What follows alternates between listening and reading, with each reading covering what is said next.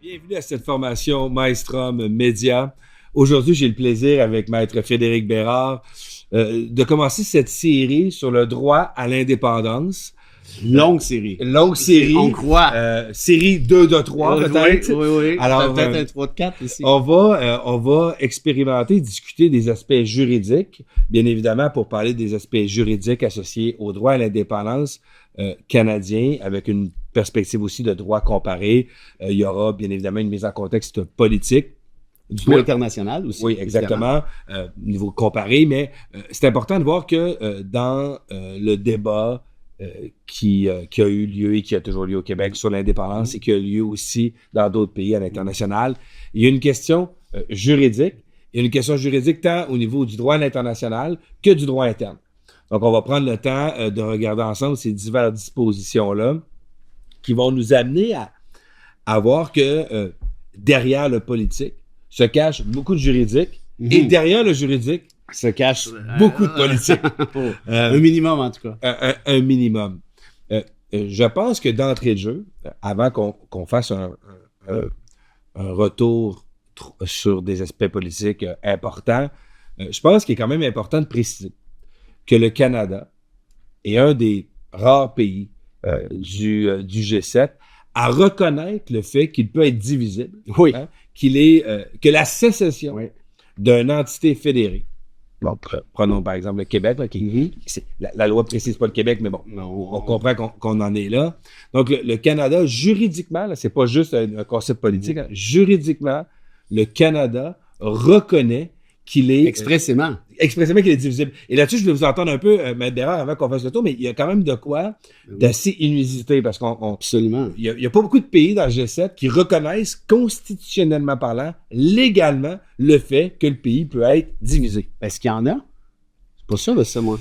Ben, la France, l'intégrité de son territoire est les États-Unis, oubliez ça. L'Espagne.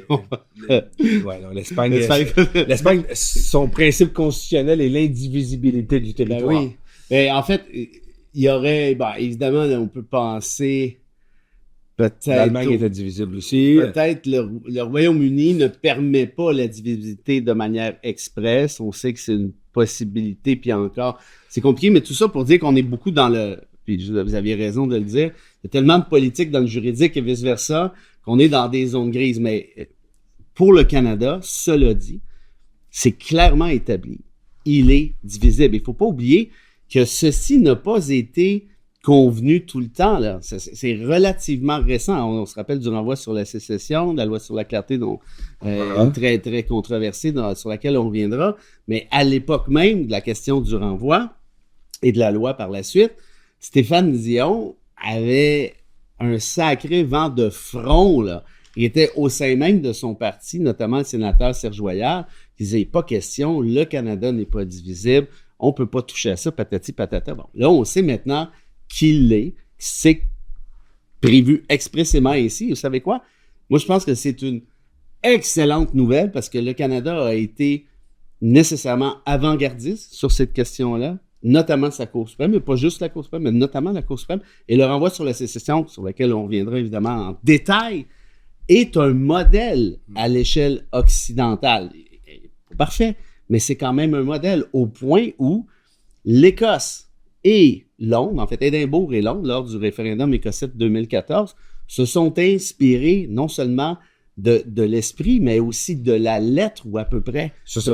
En effet, sur plusieurs éléments. Mais je pense qu'il va être important, puis on va y arriver, hein, de faire la différence entre le renvoi sur la sécession, la loi sur la clarté. La différence entre ce qui nous plaît et ce qui est... pas ce qui nous plaît, entre ce qui a été constitutionnellement décidé par la Cour suprême et ce qui a été décidé par un des acteurs. Parce que le Parlement fédéral n'est pas le constituant. Non. Le Parlement fédéral a donné une réponse possible à un jugement, mais la réponse du gouvernement, du Parlement fédéral au renvoi sur la sécession est une des réponses possibles. Il y a d'autres réponses possibles. L'Assemblée nationale a aussi une loi sur la reconnaissance du peuple québécois qui peut être une autre forme de réponse. Donc, mais je pense que ça va être important aujourd'hui de bien distinguer l'élément constitutionnel, le renvoi sur la sécession, les obligations constitutionnelles qu'ils ont données aux acteurs politiques et les diverses réponses qui ont pu être données par le politique, dont le Parlement fédéral, dont la loi sur la clarté pilotée par Stéphane Dion. Et moi, je vois vraiment une grande différence parce que je n'interprète pas juridiquement de la même façon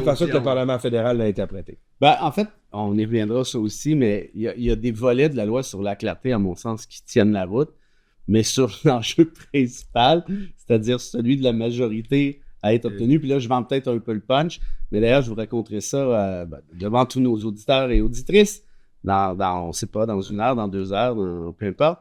Mais j'ai eu une chicane épique avec Stéphane Dion là-dessus. Je me suis rarement fait engueuler comme ça dans ma vie sur la question de la majorité nécessaire, mais bref. Mais sur la majorité... Vous allez voir cette anecdote-là avec Michaud, vous n'en reviendrez pas. Pourquoi vous ne la comptez pas immédiatement? Parce que ça serait mettre la charrue devant les bœufs. Mais juste, je vais donner une petite mise en bouche. Allez-y. C'était lors d'un lancement de livre où j'expliquais, le truc dont on vient de se parler. Et Dion flippait le livre en question pour voir à quel endroit il était cité. Donc, quand il a vu qu'il n'était pas cité déjà là, ça l'a fâché. Ça, c'est 1. 2.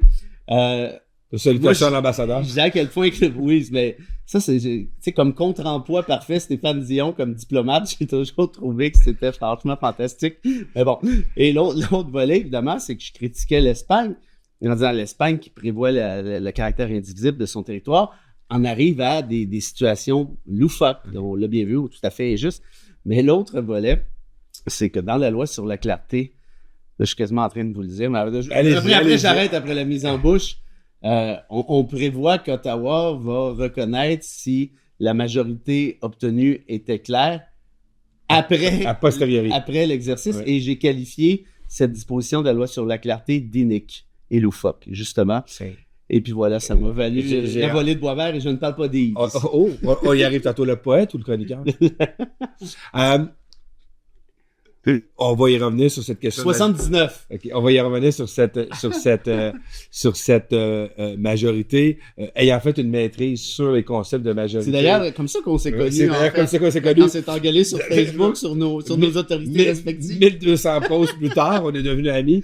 Mais moi, je me rappelle d'avoir écrit on se destinait pas pour ça. Non, je me rappelle d'avoir écrit dans mon mémoire de maîtrise que la majorité qualifiée présente dans la loi sur la clarté est la seule majorité qualifiée à taux indéterminé qu'il existe. Mais même, vous êtes poli d'employer des euphémismes du parce genre. Que c'est pire qu'un taux indéterminé. Non, mais c'est un taux indéterminé qui sera déterminé postérieurement. C'est plus un taux indéterminable, c'est mon avis. Mais ils ont dit que par la suite, ils détermineraient si le taux était suffisant. Et quand on prend les différents exemples, dont le plus célèbre, peut-être dernièrement, le Monténégro, qui avait établi une majorité qualifiée à 55%, ils l'ont établi avant le vote. C'est rare que les règles du jeu sont établies après. C'est un peu ce que j'ai dit à Dion, parce que tu sais, c'est après le match de hockey. Ça te prenait 2 buts.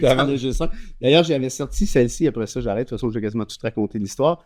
J'ai dit, Stéphane, finalement, selon toi, si j'ai bien compris, la majorité claire, ça va être le vote obtenu plus 1. Il n'a pas trouvé ça drôle. Moi, je trouvais ça très drôle. Quand même, malheureusement, il manquait rien qu'un vote, les gars. Tu plates un peu ça pour reconnaître. Comme disait Jean Chrétien, le gars, il a oublié ses lunettes. C'est ça. On ne brisera pas un pays parce qu'il a oublié ses lunettes. Mais pour revenir à cette idée de... À 50 000 qui brisent leurs lunettes, par exemple, on peut peut-être y penser. Ça commence à être pas peu, ça commence à coûter cher de lunettes. Pour revenir à cette idée, à cette idée de divisibilité et de dissolubilité. Vous avez donné l'exemple de l'Espagne. Et juste pour le bienfait de nos téléspectateurs, c'est important de rappeler que la Constitution espagnole qui prévoit qu'elle est indivisible et indissoluble, là, ça date pas des années 550, là, c'est 1978. Là. On est quand même dans une Constitution qui est... Il y a un contexte. Oui, mais qui est somme toute dans les mêmes années que la loi constitutionnelle de 1982. Oui, absolument. Donc, on est quand même, on n'est pas en train de dire, vous savez, c'est sûr que l'Espagne, c'est indivisible parce qu'on retourne à l'époque de Franco. On n'est pas là. On est quand même dans des époques modernes et ces époques modernes-là l'ont rendu indivisible. Ce qui est la grande différence avec le Canada, c'est sûr. qui ne prévoit pas constitutionnellement la divisibilité du Canada, mais la Constitution du Canada ne prévoit pas non plus qu'un premier ministre. La Constitution du Canada ne prévoit pas non plus que des ministres. En fait, il y a laissé la conférence des premiers ministres dans la Constitution, en tout cas dans la loi constitutionnelle de 1967, toute notre organisation politique n'est pas prévue. Quand vous regardez ça aussi, on y reviendra, mais quand on regarde les formules d'amendement applicables depuis 1982, évidemment, je pense que la lecture de la Cour suprême est la bonne. Il n'y a absolument rien. Évidemment, ce n'est pas prévu expressément, mais à ce compte-là, amender la Charte canadienne non plus. Hein, puis on sait qu'on peut le faire. On peut l'amender.